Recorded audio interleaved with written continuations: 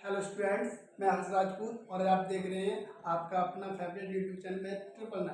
और आज हम फिजिक्स के एक बहुत महत्वपूर्ण टॉपिक पढ़ने वाले हैं जिसका नाम है किरचॉफ का नियम, जो बोर्ड एग्जाम में बहुत पूछा जाता है। चलिए स्टूडेंट, हम स्टार्ट करते हैं। तो आइए, किरचॉफ का प्रथम नियम, किरचॉफ का प्रथम नियम या जिसे बोलते हैं संधि का नियम। ये नियम क्या कहता है स्टूडेंट? इस नियम के अनुसार किसी विद्युत परपथ में किसी संधि पर मिलने वाली धाराओं का बीजगणितीय योग शून्य होता है।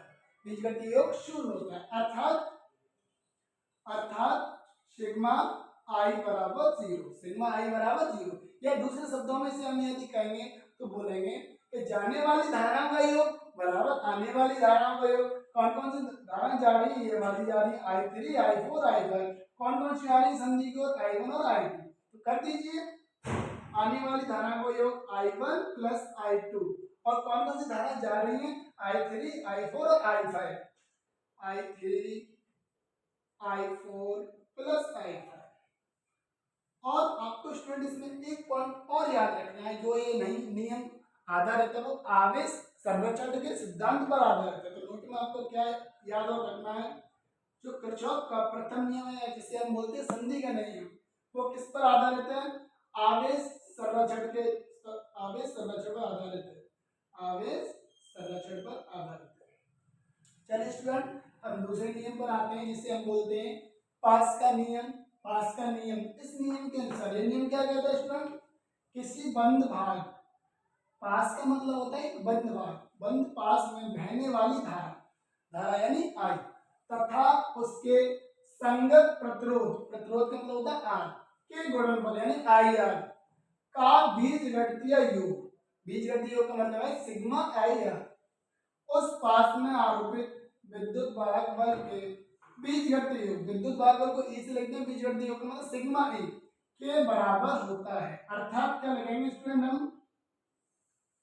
अर्थात सिग्मा आई आर बराबर sigma E, sigma I R बराबर सिग्मा ई। चलिए स्टूडेंट, इसको देखते हैं चित्र को हम। इसमें बंद भाग का मतलब होता है पास से। तो एक बंद भाग ये दिखाई दे रहा होगा आपको और दूसरा बंद भाग ये दिखाई दे रहा होगा आपको। ठीक है स्टूडेंट, ओके। तो बंद भाग फर्स्ट में अप्लाई करते हैं किरचॉफ का नियम। बंद भाग फर्स्ट में, बंद भाग फर्स्ट में, बंद भाग बोले या पास बोले, बात एक ही होती है। तो देखिए स्टूडेंट, पहले प्रतिरोध R1 में धारा कितनी बह रही है? I1 बह रही है। दूसरे प्रतिरोध R2 में धारा कितनी बह रही है? I2 बह रही है। चलो बंद पास फर्स्ट में अप्लाई करते हैं। धारा कितनी है? I1, प्रतिरोध कितना है? R1। तो I1 R1 का गुणनफल। देखिए स्टूडेंट, ये वाली धारा I आ रही है, ऐसे जानी चाहिए थी, ऐसे लेकिन विपरीत आ रही है, तो माइनस का प्रयोग करेंगे, विपरीत है तो I2 गुणा R2, I2 गुणा R2। और इसमें विद्युत वाहक बल कितना? E1 minus E2, E1 minus E2। इसको बोलेंगे स्टूडेंट हम समीकरण नंबर 1, समीकरण नंबर 1। चलिए अब सेकंड वाले भाग में किरचॉफ का नियम अप्लाई करते हैं। बंद भाग सेकंड, बंद भाग सेकंड में अप्लाई करिए। स्टूडेंट देख रहे होंगे बंद भाग ये वाला है। इस प्रतिरोध में R2 प्रतिरोध में धारा I2 बह रही है, I2 R2। अब ये वाली धारा यहाँ आ रही है ऐसे करके, ऊपर वाली भी ऐसे आ रही है, तो ये दोनों मिलके क्या होगी? I1 plus I2, I1 plus I2।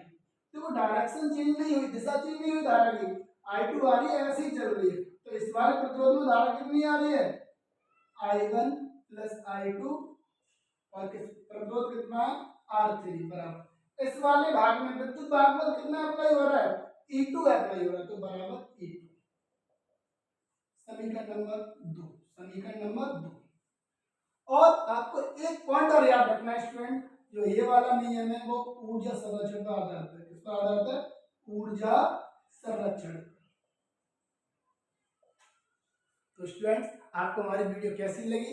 यदि वीडियो अच्छी लगी हो तो लाइक करना ना भूलें और चैनल को सब्सक्राइब करना ना भूलें। Thank you.